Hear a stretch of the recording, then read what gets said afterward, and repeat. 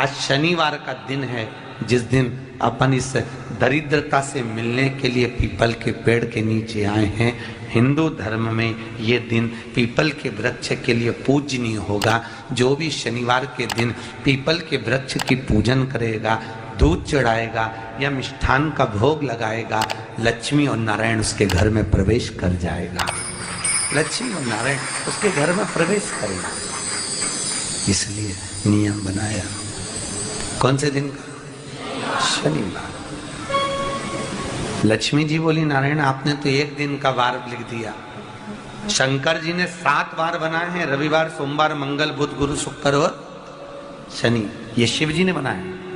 अब एक दिन आपने अपना बना लिया, बाकी के दिन अगर कोई इस पीपल के वृक्ष के नीचे आएगा और यहाँ तो दरिद्रता बैठी है, तो उसका क्या होगा? भगवान नारायण बोले, सुन दरिद्रता, तेरे से एक विनती है, अगर कोई भी मनुष्य इस पीपल के पेड़ के नीचे अगर 7 दिन में आता है और उसके हाथ में अगर कोई सामग्री होती है तो तू उसके घर में प्रवेश नहीं करेगी। नियम है पीपल के वृक्ष का, या तो पानी का लोटा लेकर जाओ, कुंकू का चोपड़ा लेकर जाओ, शक्कर लेकर जाओ, या पेड़ के नीचे चींटी को डालने के लिए आटा ले जाओ, पर खाली हाथ पीपल के वृक्ष के नीचे कभी मत जाओ, कभी नहीं जाओ। खाली हाथ जाओगे तो दरिद्रता तुम्हारे घर में प्रवेश करेगी। दरिद्रता उठकर खड़ी होकर बोली, नारायण तुमने अपनी मनमानी करी है, एक दिन मुझे भी मेरा चाहिए। भगवान ने कहा, बोल कौन सा दिन चाहिए? दरिद्रता कहती है, रविवार के दिन इस पीपल के वृक्ष के नीचे मैं दिन भर नृत्य करूं, इसमें रहूं, और जो यहाँ आए रविवार को मैं उसके घर में प्रवेश करूं। भगवान ने कहा, ठीक है दरिद्रता, रविवार का दिन एक ऐसा दिन रहेगा जिस दिन तू इस पीपल के वृक्ष के नीचे नृत्य करेगी, और जो आएगा इस पीपल के वृक्ष के नीचे तो उसके साथ प्रवेश करेगी। मैंने तुझे वर दिया।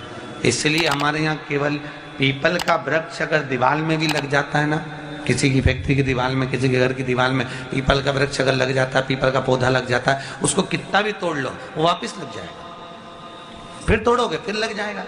अगर पीपल के पौधे को तोड़ना है तो केवल रविवार का दिन एक नींबू, एक मिर्ची और बमूल का कांटा, ये 3 चीजें रखने के बाद में आधे घंटे बाद रविवार के दिन पीपल के पेड़ को उखाड़ कर फेंक दो। दूसरी बार कभी पीपल दीवार में लगता ही नहीं, कभी नहीं लग सकता। केवल एक रविवार का, केवल एक संडे, इतवार का। घर में दीवारों पर अगर पीपल लग भी गया है, इसलिए पीपल के वृक्ष को उखाड़ने का, अगर घर में पीपल लगा हुआ है या पीपल का पौधा हमारे घर में लग गया, उसको उतारना, निकालना, लगाना, तो पीपल के वृक्ष को अगर निकाला जाता है तो रविवार के दिन, और अगर पीपल के वृक्ष को कहीं लगाया जाता है तो सोमवार के दिन या मंगलवार के दिन, बुधवार के दिन, इन दिनों में लगा सकते हैं पीपल के वृक्ष कहीं लगाना।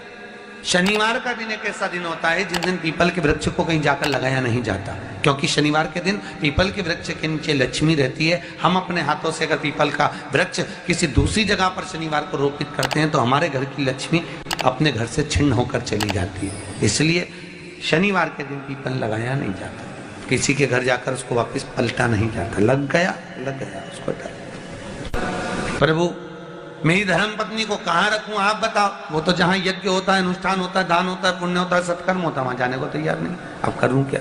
भगवान ने बोला एक काम करो। दुर्वासा जी बोले, जिसके यहाँ रात्रि में बर्तन झूठे पड़े रहते हो उसके घर में इस दरिद्रता को लेकर तुम प्रवेश कर जाना। जिसके यहाँ रात्रि में बर्तन झूठे पड़े हो वहां लेकर प्रवेश कर जाओ। दूसरी जगह दुर्वासा जी बोले, जो स्त्री घर में दोपहर के समय पर सो रही हो उसके घर में इसको लेकर प्रवेश कर जाइए। जो स्त्री दोपहर के समय में घर पर सो रही हो, इस दरिद्रता को लेकर प्रवेश कर जाइए। तीसरा, जिसके यहाँ पर दरवाजे पर कांटे वाले पौधे लगे हों उस घर में इस दरिद्रता को लेकर प्रवेश कर जाइए। दरिद्रता, कितनी सुंदर बात कही है। दाता और विधाता, कौन कौन? दाता और विधाता, लक्ष्मी और दरिद्रता के सगे भाई हैं। कौन कौन? दाता और विधाता। दाता को फिटकरी प्रिय है, विधाता को नमक प्रिय है। ये दोनों हमेशा लक्ष्मी को और दरिद्रता को दोनों को समझाते थे, दोनों में प्रेम बढ़ाते थे।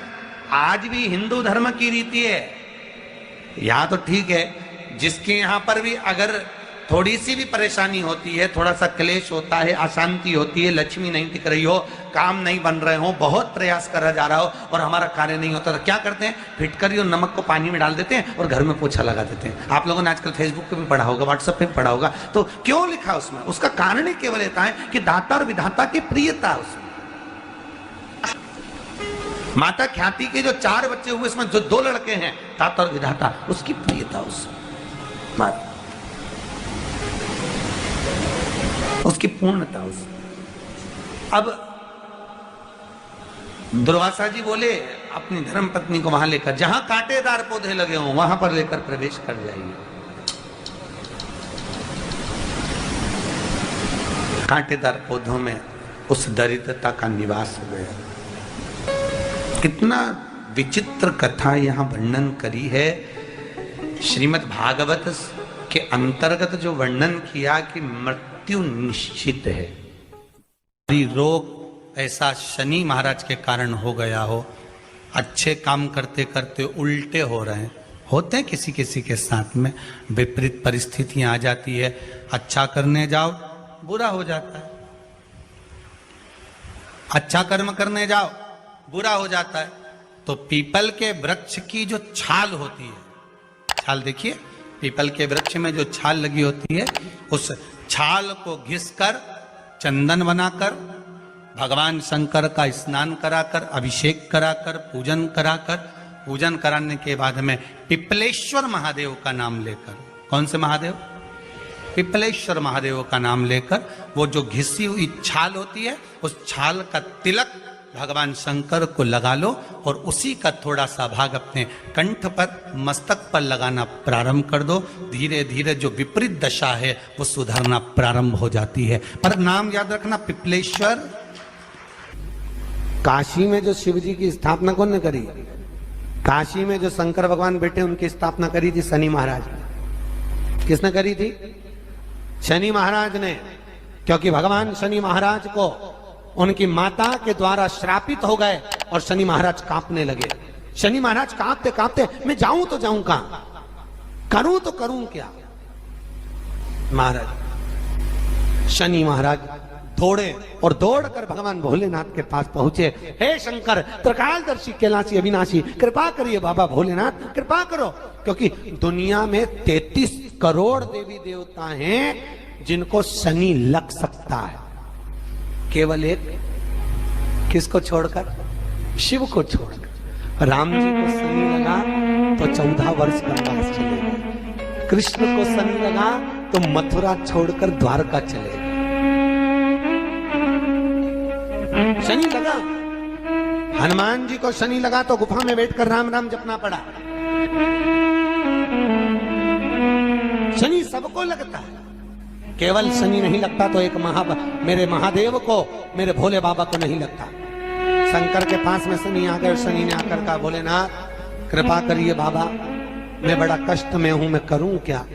बाबा भोलेनाथ ने कहा, जा गंगा जी के तट पर काशी में जाकर एक शिवलिंग की स्थापना कर, उसकी आराधना कर और तेरा शरीर ठीक हो जाएगा, कष्ट नहीं भोगेगा। शनि महाराज ने काशी में जाकर शिव जी की स्थापना करी। आज भी नियम है, जिसको शनि लग जाता है एक काजल की डिब्बी ले लो और काजल की डिब्बी को 21 बार उतार कर उसको एकांत में जाकर, जंगल आदि में एकांत में किसी पेड़ के नीचे इतना सा खड्डा खोद कर उसमें काजल की डिब्बी को डाल दो और मिट्टी से पूर दो, उस व्यक्ति का शनि समाप्त हो जाता है। काशी विश्वनाथ का नाम लेकर काजल की डिब्बी को 21 बार उतार कर अगर काशी विश्वनाथ का नाम लेकर शनि वाले व्यक्ति को अगर पेड़ के नीचे दबा दे, शनि समाप्त, शनि उसको परेशान नहीं कर सकता। काशी कितनी मूलता है, उस क्रम को देखिए। भगवान शंकर पर विश्वास रखकर एक एक पल, एक एक घड़ी, एक एक समय, एक एक नक्षत्र का शिव महापुराण में वर्णन है।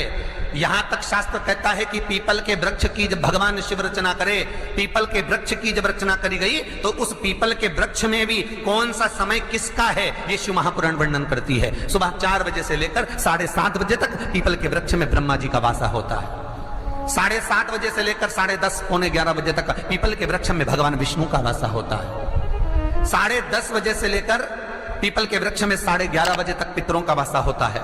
11:30 बजे से लेकर 12:30 बजे तक पीपल के वृक्ष में आहूतों का वासा होता है। 12:30 बजे से लेकर शाम को 4 बजे तक पीपल के वृक्ष में वासुकों का वासा होता है।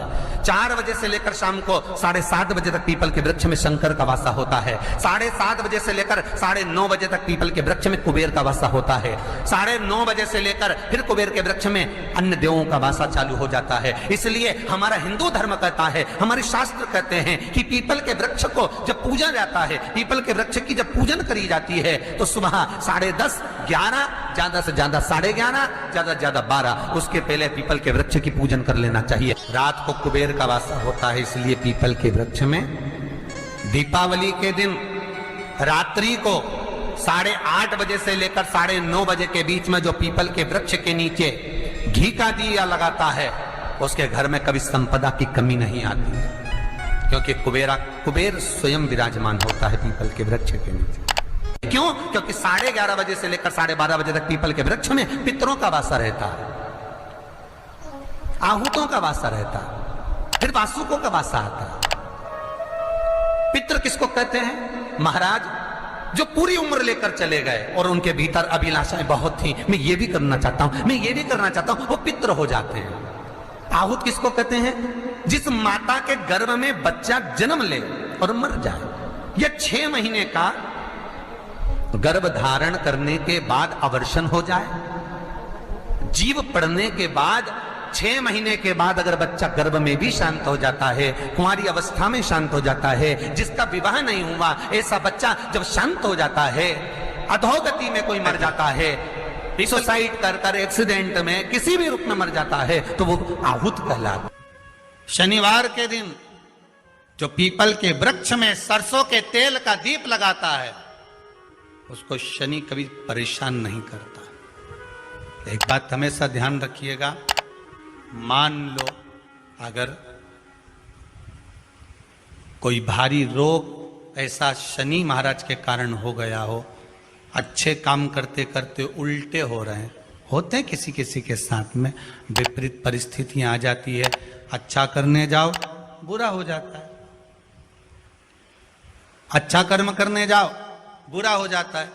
तो पीपल के वृक्ष की जो छाल होती है, छाल देखिए, पीपल के वृक्ष में जो छाल लगी होती है, उस छाल को घिसकर चंदन बनाकर भगवान शंकर का स्नान कराकर, अभिषेक कराकर, पूजन कराने के बाद में पिपलेश्वर महादेव का नाम लेकर, कौन से महादेव? पिपलेश्वर महादेव का नाम लेकर वो जो घिसी हुई छाल होती है उस छाल का तिलक भगवान शंकर को लगा लो और उसी का थोड़ा सा भाग अपने कंठ पर, मस्तक पर लगाना प्रारंभ कर दो। धीरे धीरे जो विपरीत दशा है वो सुधरना प्रारंभ हो जाती है। पर नाम याद रखना, पिपलेश्वर। जम कितना भी दुख, विपदा, कष्ट सम्मुख में खड़ा हुआ हो, कितना भी दुख, पूंजी धन की अगर आपको कमी पड़ रही है और ऐसा लग रहा है कि मेरे पास में कुछ भी नहीं, हम तो यहाँ तक कहेंगे कोई मकान बना रहे हो, बेटी का विवाह कर रहे हो, बेटे का विवाह कर रहे हो, कोई अच्छा कार्य कर रहे हो, धन संपदा की भी कमती दिखे तो समय पर कांता भगवान का स्मरण कर, कांता चक्र का स्मरण कर, शिव और नारायण का नाम लेकर, एक बेलपत्र, एक शमी पत्र, एक श्वेत पुष्प, एक लाल पुष्प, दोनों हाथ में लेकर भगवान शंकर के अशोक सुंदरी के स्थान पर अगर समर्पित करा जाए तो संपदा की भी कमी नहीं आती। वो कांता चक्र है जो नारायण के। यहां तक शिव महापुराण की कथा कहती है, अगर कोई विद्वत ब्राह्मण ने आपको बताया है कि आपके घर में पितृदोष है,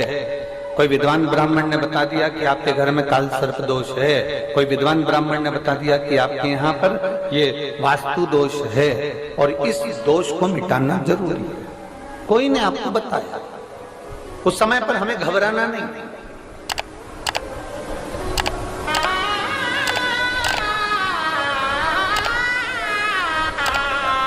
उस समय में घबराने का क्रम नहीं है। कहते हैं पीपल का जो जल झड़ता है पीपल के वृक्ष से, आप लोगों ने कभी देखा है कि नहीं देखा, वो हमको नहीं मालूम।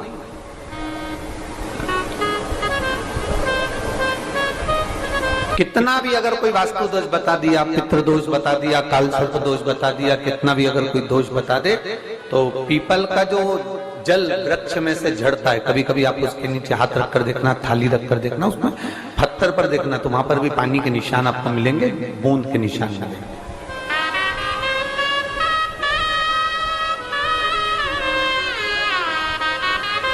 मात्र उस पीपल के वृक्ष के जल की एक बिंदी, एकमात्र बिंदी, शंकर भगवान का जो शिवलिंग है, जलाधारी है, चरण है, गणेश कार्तिकेय का स्थान है, अशोक सुंदरी का स्थान है, और प्रत्येक जलाधारी में से पानी बीच में से आकर नीचे की ओर गिरता है, नीचे की ओर गिरता है। आप लोगों के स्मरण में हमने पहले भी बताया कि राइट में किसका स्थान है, गणेश जी का, लेफ्ट में कार्तिकेय, बीच में अशोक सुंदरी, ये क्या है, पार्वती जी का हस्त कमल शिवलिंग, और ऊपर से जो जल एक एक बूंद शंकर जी के शिवलिंग पर गिर रहा है, वो शंकर जी की 5 लड़कियां, जया, विषहरा, शामलीवारी, दौतली और देव, शंकर जी की 5 लड़कियों, एक एक बूंद पानी शिव जी पर गिरा रहा है। जहां जल नीचे गिरता है उस स्थान से जहां तक जल बहकर जा रहा है, उस स्थान तक 33 कोटि देवताओं का स्थान, 33 कोटि देवताओं का स्थान। अब जहां पानी आया, जहां नीचे गिरा, उसके बीच में जो स्थान होता है, आप लोगों ने देखा है कि नहीं देखा? जिनने देखा है जरा हाथ उठाओ। ये पानी जैसे यहां तक आया और यहां के बाद नीचे गिरेगा, तब वो नाली के माध्यम से बाहर जाएगा। तो जितनी दूर यहां से वो नीचे की ओर जो गिर रहा है, यहां से वो नीचे की ओर जो पानी जा रहा है, ये जो स्थान होता है, ये हमारे 3 दोषों को निवारण तुरंत कर देता है। एक हमारा पितृदोष, एक हमारा काल सर्प दोष और एक हमारा वास्तु दोष का निवारण ये तुरंत करता है। और ये तो हमने केवल आपको शिव महापुराण के माध्यम से बताया कि ये 3 दोष का निवारण कर देता है, पर यदि कभी आप ध्यान से लिंग पुराण को पढ़ेंगे, आप यदि लिंग पुराण को पढ़ेंगे और गीता प्रेस गोरखपुर की लिंग पुराण को लाकर यदि आप पढ़ते हैं, या गीता प्रेस गोरखपुर की शिव अंक को भी आप अगर पढ़ेंगे, उसका नंबर हमारे स्मरण में नहीं आ रहा है, शिव अंकों को भी अगर आप पढ़ेंगे तो उसमें भी आपको वर्णन मिलेगा कि हम तो केवल 3 दोष का बता रहे हैं, पर हमारे शास्त्र तो यहाँ पर और भी दोषों का वर्णन कर रहे हैं। जैसे किसी ने बता दिया आपको शनि का दोष है, किसी ने बता दिया मंगल का दोष है, किसी ने बता दिया आपको केतु का दोष है, किसी ने बता दिया आपको राहु का दोष है, किसी ने आपको कह दिया कि बृहस्पति का दोष है, किसी ने कह दिया आपको ये वाला दोष है। दुनिया के जितने दोष